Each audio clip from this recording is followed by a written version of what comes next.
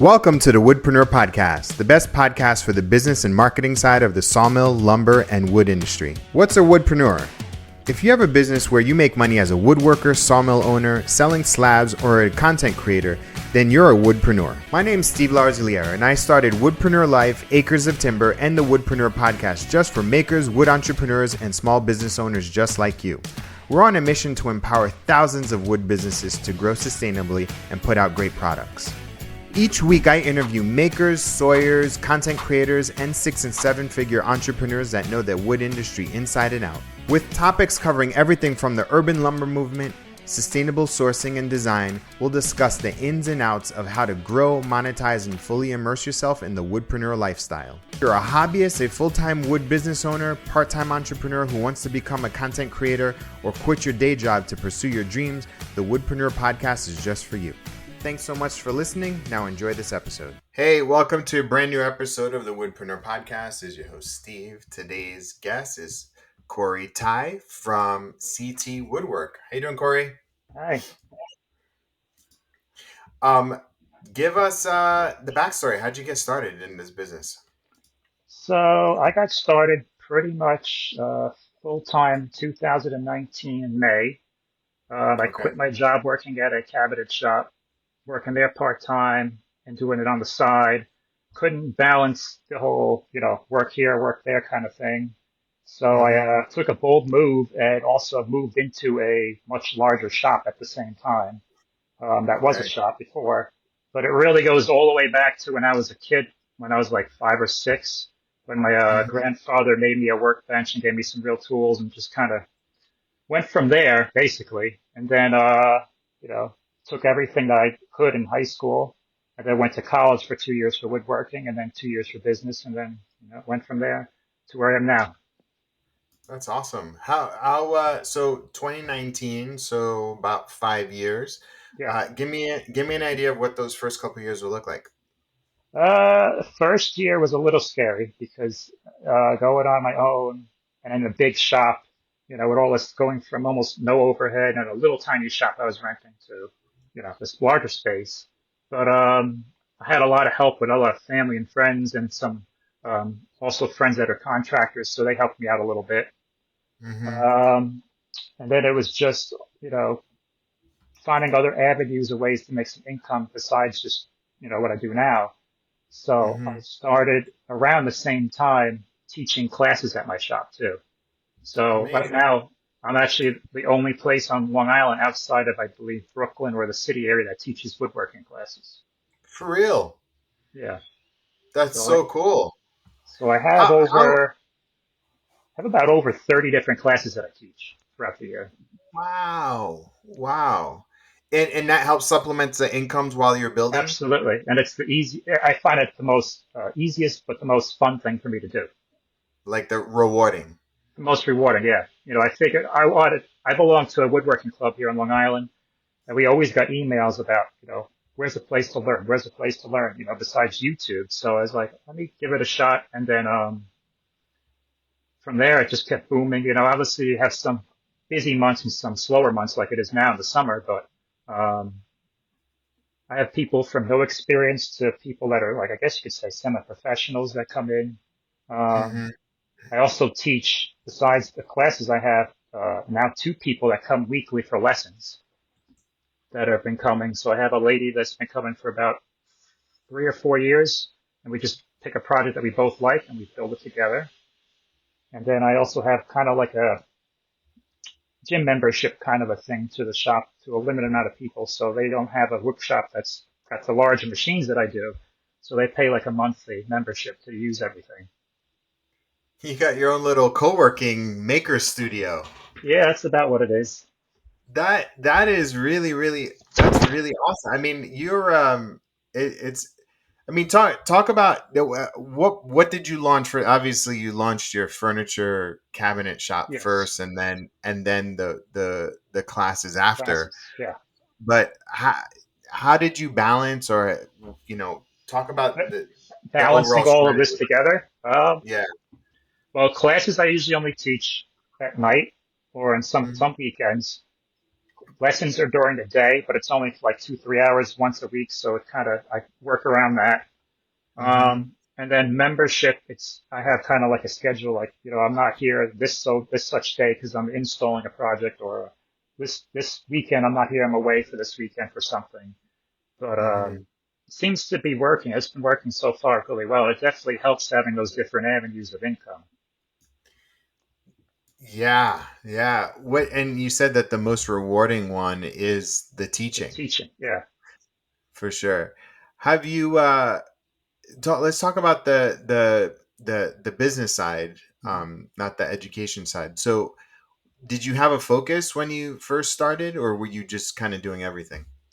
So in the beginning, definitely whatever came in the door, I was doing refinishing, built-ins, cabinets, furniture, things like that.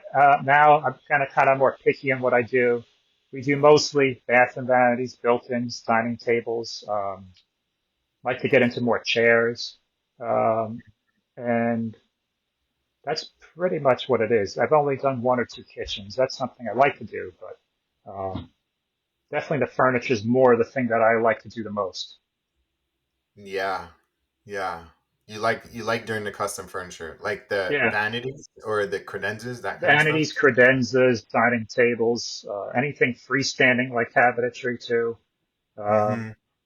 I'm also in the process, starting the process of a friend of mine. She's a designer from Italy, actually. She's an industrial Okay. designer, and we're trying to come up with some furniture pieces that we can maybe market and stuff too. Cool. And I saw that you were named 40 under 40. 40, yes, this year. Look at you. Congrats, man. Thank you. That's so cool. Yeah. That's so are you friends with Ethan? Yes. Okay, okay, okay, okay. He's another Long Islander. That's Yep. not too far from Ethan you, yeah. and a couple friends from Instagram. That's cool. Very cool. Tell me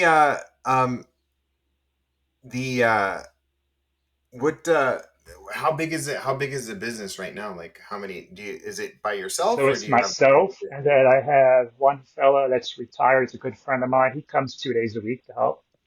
And then I have Mm-hmm. another friend that kind of rents the shop space for his little Onefinity CNC and space up front in the property. So he helps Mm-hmm. me here and there. And then, and actually one of the members of the shop, he's been here since day one, since I started teaching classes. And he helps me, here and there when I got to move something if it's too heavy, or sanding things like that. So Mm-hmm. I like to keep it small. I just feel like the shop is only about 3,000 square feet, a little more than that. So having a Yeah. lot of people here is kind of troubling. Yeah. Yeah. You got to really schedule everything in. But it seems to be working right now with the many people I have, and you know, scheduling projects so they aren't overwhelming is the biggest thing. Yeah. How do you get the word out in terms of the business? So it's mostly word of mouth. I have a few contractors that I do small stuff around locally, and I have Mm-hmm. two interior designers that I do some work, maybe a few times a year.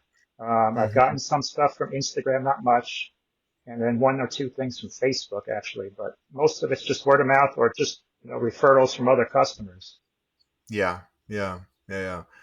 Um, how do you find that the teaching of classes and teaching people has helped your own furniture making? I would say definitely definitely because the teaching part, I try to pick projects that I like to build or I'd want to build if I never got to. So I teach a class on Mm-hmm. that. Or like the lady that comes for lessons, we both pick projects that we want to learn a new technique on. So for an Okay. example, I think it was about 3 years ago, we both wanted to make the Maloof rocker. So we said, let's Yeah. do it. So we did it. We dove right in, did it. And we actually, both of us won first and second place at one of our woodworking shows for that. That's so cool. So, and now we're building. It feels like you've built like your shop. It almost feels like your shop has been this hub of like not just being able to make and sell products to serve an audience, but you've built this community around teaching and your passion. Yes. definitely. It's definitely like So a, cool, it's man. like a, It's we all kind of say it's almost like a church almost. it's We like a all have, church. we all hear all positive, positive energy throughout the shop, and everybody's giving each other pointers on how to do something. Um, and it's never really a bad day. It's always a good day. Dude, I'm really inspired, man. That's really, really cool. Yeah, I have this shop here, and I just got it, and we're like, having a shop is not, it's not always the easiest thing, right? Like, because there's always steps that you need to take in order for you to do the things that you really want to do, right? Like, Yeah. you got to make sure that things are in place, and so I just got the internet. I was like, that was like a big thing. I needed the internet in there, and I needed like to make sure that, that I had the right sort of marketing and projects, and quoting is but I like the collaborative community aspect that you have. Yes. And and what what do you feel like is the what do you feel like is like sort of the necessary conditions for your type of business and your type of infrastructure to succeed? Like, what do you need? Like, what a baseline, a foundation level, what do you need for to succeed doing what you do? To succeed and maybe grow a little bit is, I guess, it's going to be like the promoting of the classes. I do Hmm. whatever I can with between the club, whatever we get through emails, or I do some Facebook ads about it. I just got on to beginning of this year on Google Ads, Google Okay. AdWords. So that seems to be definitely helping. Yeah. Um, and just, I know it would be ultimately would be the great thing to have something on like a main street where you have foot traffic and stuff, but on Long Island, Yeah. that's insanely expensive. That would be, Um, yeah. so where I am now, I actually bought the property in February. I rented this barn Congrats. on this 2 acres of property in here in Long Island. And then, Yeah. so now I own it. Everybody that comes here, so it's like going to the countryside because it's a deep, nobody has this much land in this area. So, Yeah. and it's a big giant farm with a big barn door and everything, Oh my God, dude. completely off the ground too. So it's all wood Wow. floors and stuff. So, it used Yeah. to be a shop before me since the 90s. And then, Sure. the husband passed away and the lady was looking for somebody to rent it. So I rented it. And then, as of February, it's in my place now. Um, I would, it's interesting. I just Googled Long Island, woodworking classes on Long Island, and Yeah. you were the first person that came up. Yep. Yeah, that's so cool. That's very cool. Um, what does this year look like for you? So this year we're busy for into maybe end of September, early October. We got Hmm. some cool projects. We got a mahogany enclosed porch to make for somebody. Um, Possibly towards September-ish time. I had a lady that had a beech tree in her front yard that we got cut down through a bunch of other friends of mine that were able to mill it and dry it for me. And we're going to be Okay. building a dining table and some Maloof dining chairs for her too.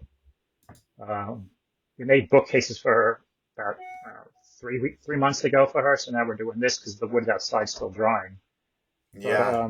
you know, it's got some unique projects coming up, and then also possibly a display cabinet for a lighthouse. Oh, for a light. The Fire Island Lighthouse is looking for a display cabinet to go in a spot, and I got contacted, and we're going to see if it works. I actually know that White House. Yeah, Yeah, it's on Ocean Beach. Oh no, no, it's on the end of the Robert Moses Parkway there. yeah, yeah, yeah, yeah, yeah, Yep, yeah, yep, yeah, right by the bridge, right by the yep. bridge, right? Right by the Yeah, bridge yeah, yeah, there. yeah. Well, you're bringing me back to my Long Island roots. So I spent like a summer on Fire Island, and Okay. I'd walk that way. Yeah. Um, that's cool, man. Um, how do you stay ahead personally and professionally aside from like teaching? Because I know teaching literally is the hack to growing yourself, right? Like, if Yeah, you're I'd say teaching. the teaching definitely helps. Um, and just maybe I'd say picking on projects that are something that I've never done before, or I've done, but not try to do something different on it, just to get some more experience that way. Yeah. Um, but teaching is definitely the biggest one, just because if I want to build a certain desk or a certain project or a cutting board or something that I've never done before, I'll offer it as a class, and then if it goes well, we do that. Like one example was the Rubo workbench. We had that as a class. I've had one person do it, possibly one at the end of the year to do again. So it's something I Hmm. want to make for myself, but I want to have Yeah, them kind of help fund that with their class. for sure. For sure. You said you know some Sawyers around you? Yes. Yeah, yeah, yeah. That's Yeah. cool. Very cool. Where do you Urban. get most of your lumber from? From them, or do you get you No, I from get like it hardware? from a place called Robert's Plywood in Deer Park. Uh-huh. They have everything from all over the world. The guy, Hmm. Urban Specialty Woods, he's in Huntington Station. He's a friend of mine. He's got the mill. He started his business during, I think it was Hurricane Sandy. Hurricane So Sandy. Yeah, yeah. he's a arborist by trade, but he's like, Yeah. oh, Okay. all these trees are down, and then he lives in Huntington, so the town was like, what are we gonna do with all these trees? So he's like, you know what? Let me buy a mill and start the business, Hmm. and it's been booming. And he builds custom furniture and stuff, but he has the He mill. probably He's still has behind it. trees from back then, right? Yeah, he's got trees from that, and he's just whatever people call it. He mostly does like maybe white oak and walnut right now, but Yeah, yeah, yeah. And he dries as well. he dries it not on Long Island. Has another a friend that in location. I think it's Pennsylvania near the border, New York, that does it. But I had the lumber dried by a different person, Empire Woodworking Empire. in Yeah, yeah, Yoki. yeah. Yeah, They're on the South Shore, right? yeah, yeah. He's Yeah, got the yeah. vacuum kiln to He's dry got a it, vacuum cleaner. Yeah, yeah, yeah. That's right. That's right. Yeah, so yeah, he dried it yeah. for me. But That's so that's cool. something I'd like to get into eventually. Another avenue for the business is to get a sawmill That because could. I mean, you said you have enough I space, have about right? 2 acres, so I have plenty of room. I have a big field. Yeah. And that was actually one of the highlights of my whole time in college for 2 years. One of the semesters was learning how to mill lumber, how to dry it and everything. So we had an indoor, I think it was like a wood miser, like industrial line with a whole Yeah. conveyor belt, a trim saw, edger, the eye dry kiln and everything.